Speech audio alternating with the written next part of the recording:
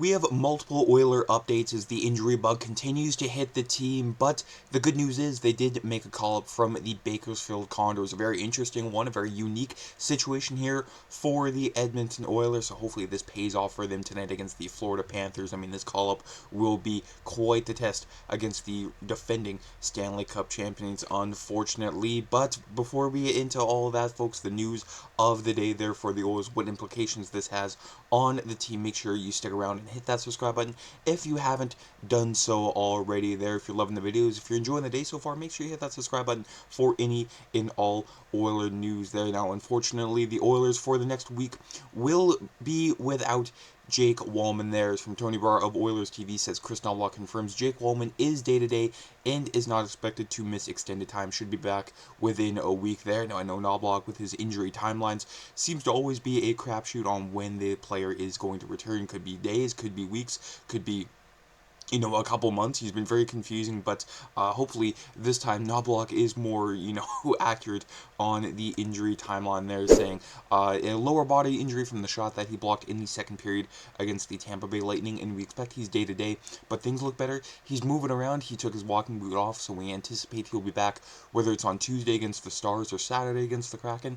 It shouldn't be long-term there. Now, the Oilers, they were running with 7 defensemen last night against a couple nights ago, I should say, against the Tampa Bay Lightning, but they will have to go back to 6 defensemen, but that means they have an extra forward there, and they placed no Philp on LTIR, but they recalled forward Connor Clattenburg from the Bakersfield Condors there. Now, if you paid attention to the Condor season so far, Clattenburg has been all over the ice there, not all over the stat sheet, but, he's been laying hits, he's been fighting. I'll show you his fight log in just a second here, but he's just been a very high energetic player there, and I think sure, there are multiple, Condors more deserving of a call-up there, but, none will provide more energy than number 64 himself, Connor Clattenburg there. As I mentioned, Quinn Hudson, 16 points on the year, point per game with the Condors. Same thing with Viliami Mariala. You could even look at a guy like Roby Arventi.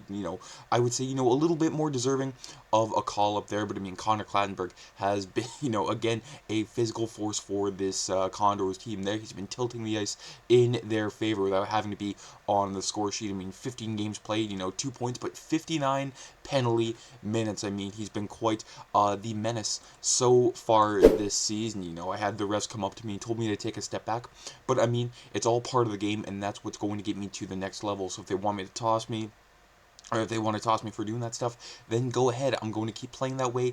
Nothing's going to stop me, and I just have to, take this moment in and play with all of my heart tonight against the Panthers. I'm just going to bring what I can and help the team there. I mean, so far on the year, 5 fights for Clattenburg here, even 2 in one night there against, the Coachella Valley Firebirds there. What a name that is. But two fights in one night, and again, he was a menace against the opposition here. And from the Bakersfield Condors head coach, Colin Chalk, saying, he's a throwback, he's a dinosaur. It's nearly extinct, this type of player here. You don't see, too many guys like this that are just, running all over the ice, hitting everything they can in sight there, dropping the gloves when they absolutely have to. And, from Ryan Pike here, a Calgary Flames writer, so, he's seen this guy a whole bunch, whether it be, prospect games, preseason games in the AHL. Oiler fans will love this guy, and Oiler opponents will flat out hate him there. And I'm seeing a lot of Oiler fans on Twitter there saying, yes, this is exactly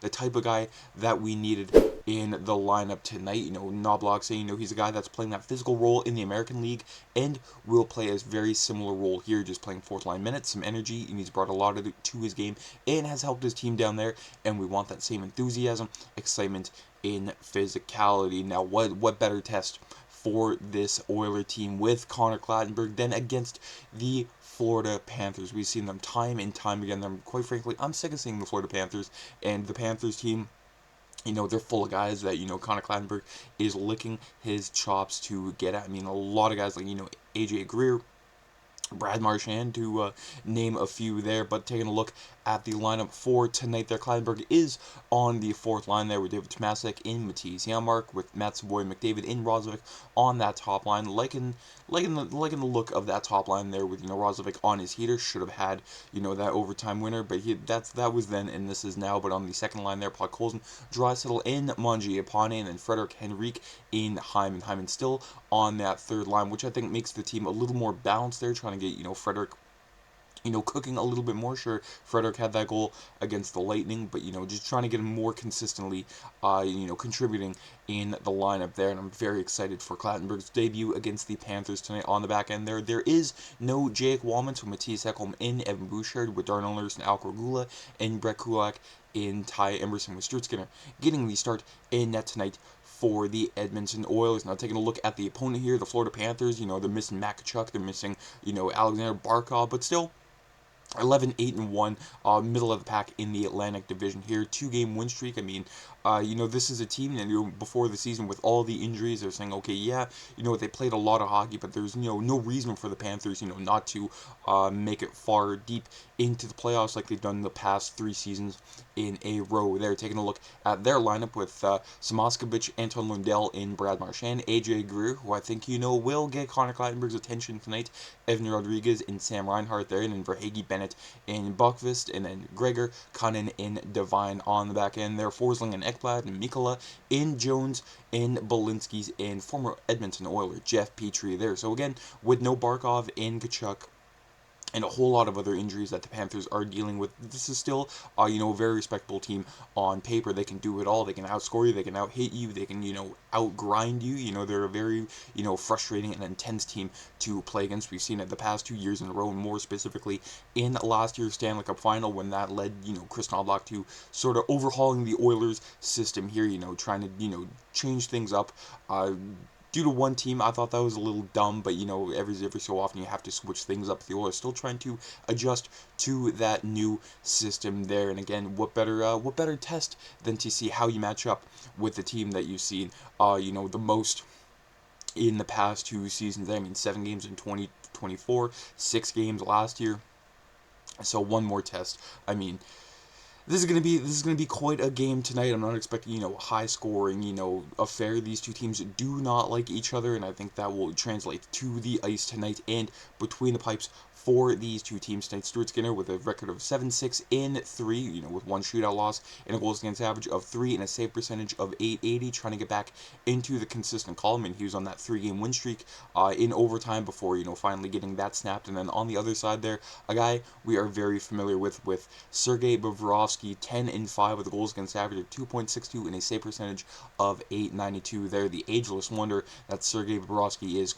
Very annoying, when we've seen him, throughout the times, the Oilers did not just face Bobrovsky with the Florida Panthers, whether it be, with the Philadelphia Flyers or the Columbus Blue Jackets, trying to figure out what other team that Bobrovsky played with there. But should be an interesting test, should be an interesting end to the road trip tonight for the Oilers. The debut of Clattenburg, trying to get, his notice around the NHL, saying, okay, I'm the next big thing in this league there.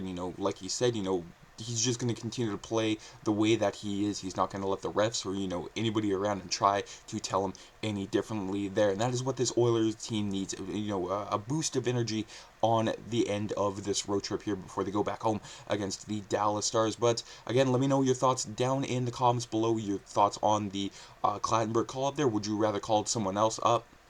I know the only other option due to the cap restraints there was Max Jones, so I think they made the right choice here. Max Jones, in the limited time I've seen him in an Oilers uniform, hasn't really contributed much here, but Clattenburg, always a wild card, and he's going to be very, very wild tonight. But let's go Oilers. Let's get the win tonight. Let's finally win in this building. So take care. Have a great rest of the day. Enjoy the game tonight. I'm Matt.